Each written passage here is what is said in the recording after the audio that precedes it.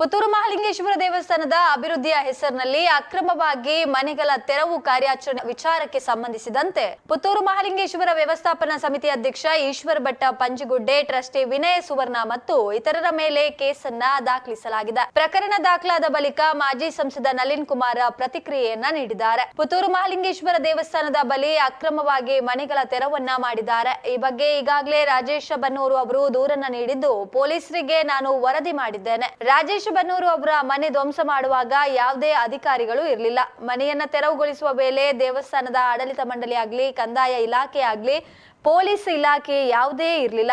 ಇದು ರಾತ್ರೋರಾತ್ರಿ ಆಗಿರುವಂತಹ ಘಟನೆ. ಹಾಗಾಗಿ ಇದೊಂದು ದರೋಡೆ ಪ್ರಕರಣ ಆಗಿರಬೇಕು. 10 ರಿಂದ 20 ಮಂದಿ ಮನೆ ಧ್ವಂಸ ಮಾಡಿರುವ ಮುಸುಕುದಾರಿಗಳನ್ನ ಬಂಧಿಸಬೇಕು. ಇನ್ನೆರಡು ದಿನಗಳಲ್ಲಿ ಬಂಧಿಸದೆ ಹೋದಲ್ಲಿ ಪುತ್ತೂರಿನಲ್ಲಿ ಬಿಜೆಪಿ ಪ್ರತಿಭಟನೆಯನ್ನ ಮಾಡಲಿದೆ ಎಂದು ಎಚ್ಚರಿಕೆಯನ್ನ ನೀಡಿದ್ದಾರೆ. ತತ್ಕ್ಷಣ JCPಯನ್ನು ಸೀಸ್ ಮಾಡಬೇಕು.